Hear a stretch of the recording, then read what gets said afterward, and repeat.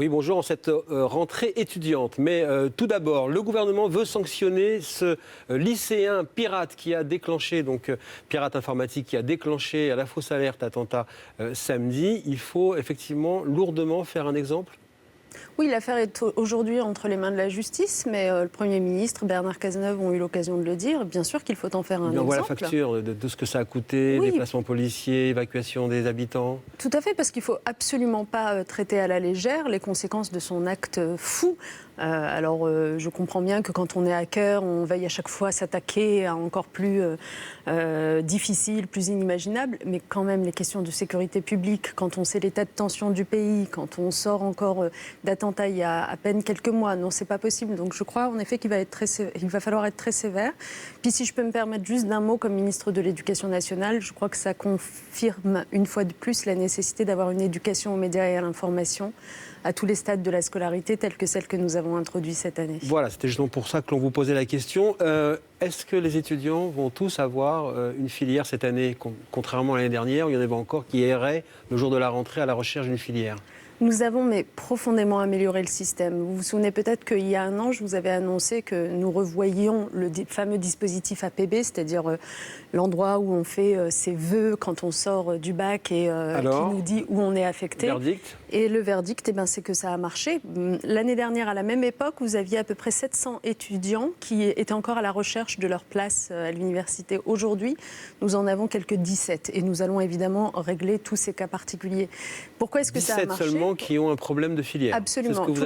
Tous les autres sont inscrits dans de bonnes conditions.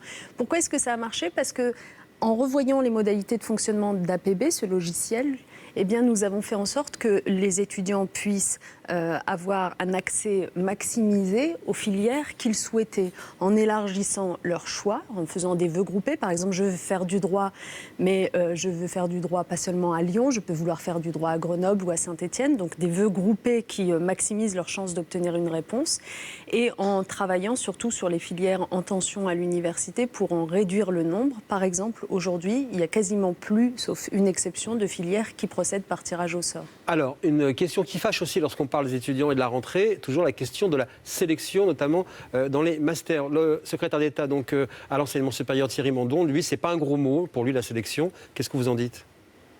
Oui, comme je ne veux pas imaginer que le secrétaire d'État ne sache pas ce que nous sommes précisément en train de faire, je veux croire que ses propos ont sans doute été tronqués et qu'il aura l'occasion de les repréciser. Qu'est-ce que nous sommes en train de faire ? Le sujet, ça n'est pas sélection ou pas sélection.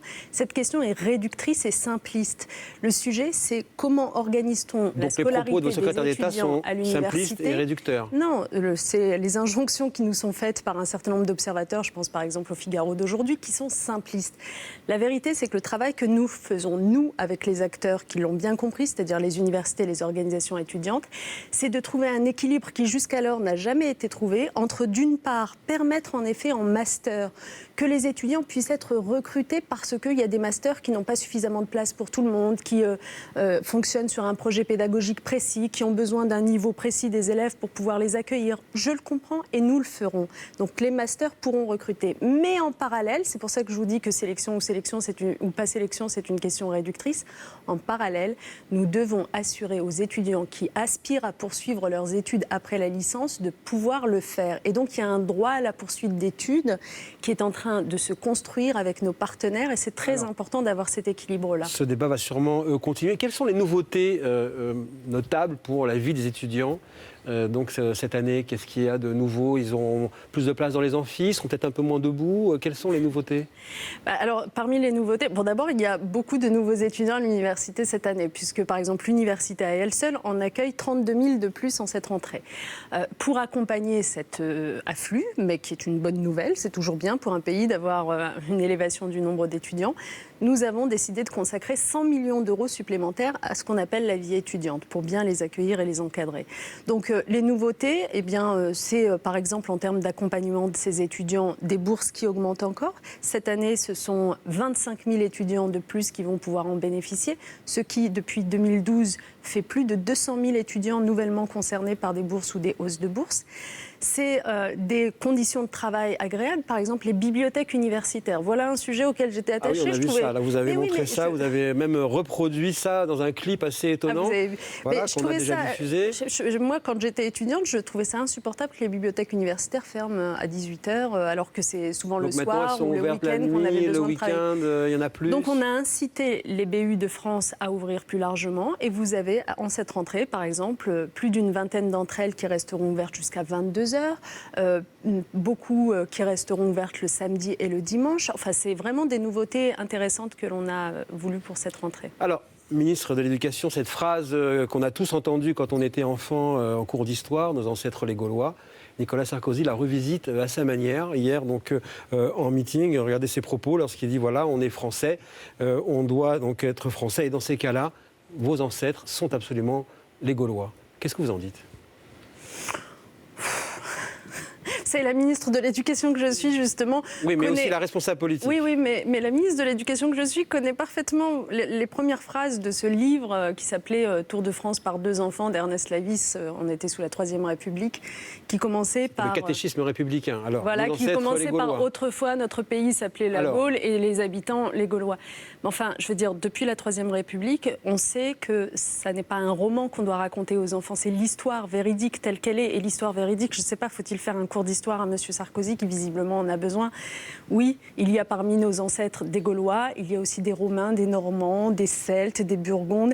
Et puis, au cas où il l'aurait oublié, avec le temps, la France a annexé d'autres territoires et les Niçois nous ont rejoints, les Corses, les Franc-Comtois, la Guadeloupe, la Martinique. Et puis après, aussi des Arabes, des Italiens, des Espagnols. D'accord, donc c'est ça, vous la dites France. il doit absolument changer sa vue.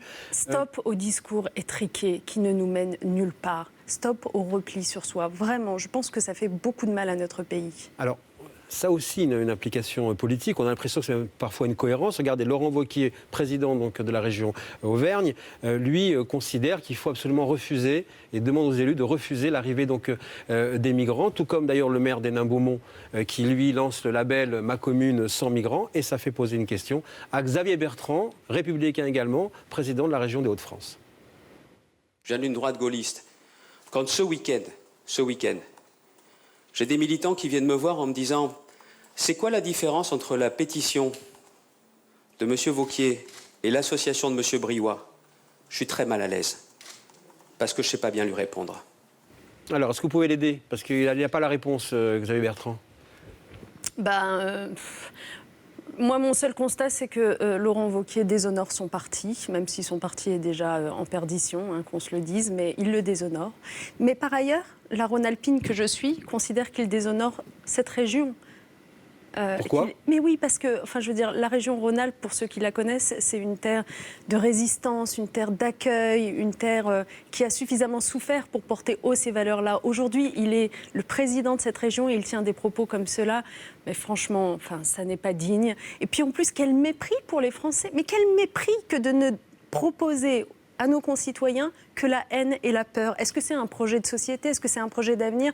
Moi, je veux retenir, par exemple, l'appel lancé par François Rebsamen au nom de tous les maires qui veulent aider justement Calais et qui Combien de migrants faut-il accueillir sur votre région Auvergne-Rhône-Alpes, qui c'est votre territoire politique également ? Combien pour vous de migrants faut-il accueillir ? Et je pense que la répartition, justement, doit être pensée à l'échelle de la France tout entière, mais que c'est évidemment une demande très ancienne, une revendication très ancienne, y compris des associations qui accompagnent les réfugiés et qui sont présentes d'ailleurs en Rhône-Alpes, très nombreuses, et qui savent bien que le meilleur service à rendre à ces réfugiés, c'est de ne pas tous les concentrer sur un même territoire. Mais est-ce qu'il faut par ailleurs durcir la politique d'expulsion de ceux qui ne sont pas donc éligibles au droit d'asile, parce qu'on remarque également que là aussi il y a un problème.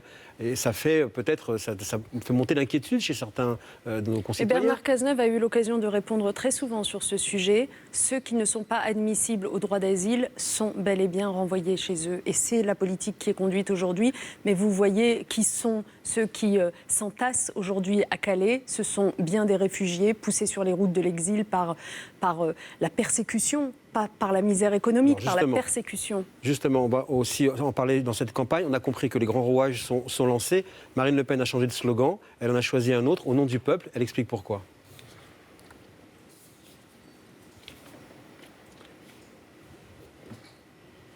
Voilà, donc ça va arriver dans quelques instants. Voilà. Ils prétendent parler au nom d'un peuple qu'ils ont dépossédé. Ils prétendent parler au nom d'un peuple dont ils ont retiré le pouvoir pour le transmettre, encore une fois, à une structure supranationale non élue. Je crois qu'ils ont trahi, effectivement, le peuple français. Voilà, c'est elle qui capte le peuple maintenant, Marine Le Pen, pratiquement qualifiée au second De toute tour. façon, cette campagne présidentielle, ce sera le règne de l'antiphrase.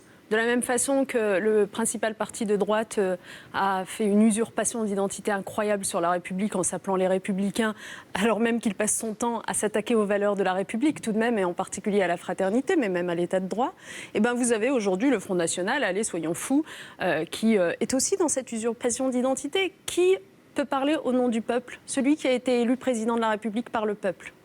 Je sais que le Front National a une culture démocratique assez limitée, mais moi je suis attachée à ces choses-là, le suffrage universel. Donc tant qu'il n'aura pas été élu par le peuple, il ne peut pas parler. Et vous défendrez-vous ce bilan donc, dans une sûr. circonscription à Villeurbanne? Vous serez candidate aux législatives? Oui, bien sûr, je le défendrai à Villeurbanne, je le défendrai surtout dans le pays. Je le défendrai surtout dans le pays, ce bilan, parce que j'y crois, et puis je crois surtout que ce pays a besoin que la gauche continue le travail. Et est-ce que je dis au revoir à la future directrice de campagne de François Hollande? Non, je ne crois pas. Vous savez, il s'écrit beaucoup de choses auxquelles il ne faut pas se fier. Moi, je suis tout à ma tâche.